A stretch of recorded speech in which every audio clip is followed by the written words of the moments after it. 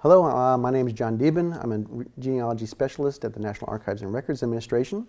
And in this lecture, we're going to be talking on how to research military service in the regular Army and Navy of the United States.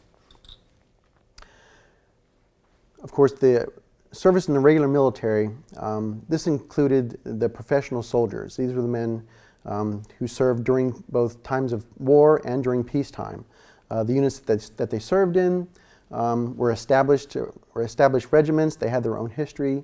They existed before the soldiers enlisted into service, and they continued on after the soldiers were discharged, unlike volunteer regiments who were created and discharged for specific periods of time.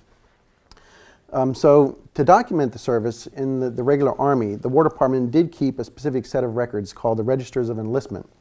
What we have are available that document service in the regular Army from 1798 to 1914, just prior to the beginning of World War I. The Registers of Enlistment are available in textual form, and they're also on microfilm in National Archives publication M233. They're arranged by time period, and then by the first letter of the initial surname, and then by date of enlistment. So to use them effectively, you do need to have at least a general time frame of when a soldier enlisted to find him in the records.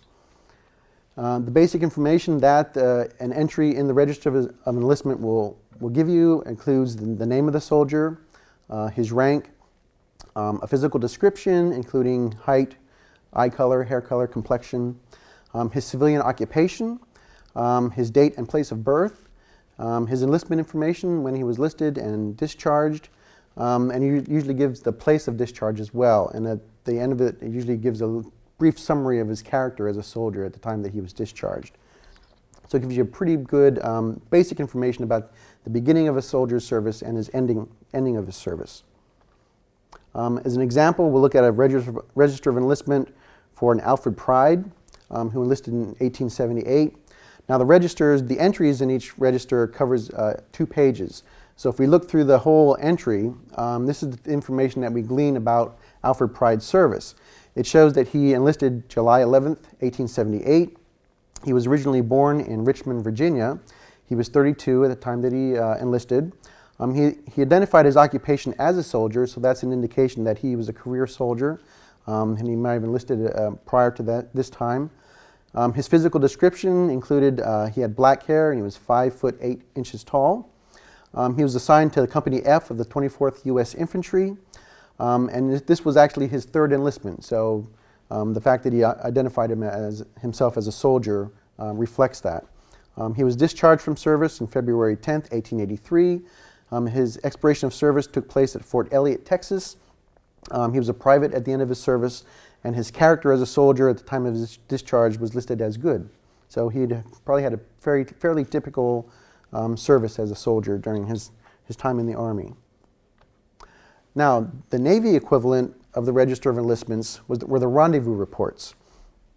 These were the weekly reports that were compiled by recruiting officers in the Navy. The records that we have available begin with the Mexican War and go to the early 1890s. There are 2 separate indexes that are available for the Rendezvous Reports. They're both on microfilm.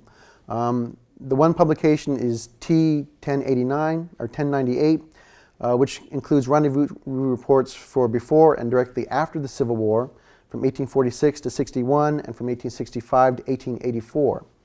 The other index specifically covers Civil War service, and it's microfilm publication T1099, covering the years 1861 to 65. And the actual reports themselves, the weekly rendezvous reports, are available on microfilm as well in publication M1953, Weekly Returns of Enlistments at Naval Rendezvous, from January 6, 1855 to August 8, 1891. Basic information that you can find on the rendezvous report for a typical sailor includes his name, again his date and term of enlistment, his rating, which was the naval equivalent of his rank, his previous naval service, if any, his usual place of residence, which means where he usually resided when he was on land and not at sea. His place of birth, again, his civilian occupation, a personal description, and will also include information about distinguishing marks and scars that he may have had on his person to help, again, further identify who he was. A typical example, we'll take a look at the Rendezvous Report for James G. Mason.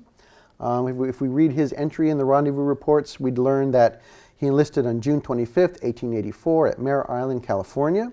He enlisted for one cruise on the Monongahela. He was 22 years of age at the time of his enlistment. His occupation was a cook.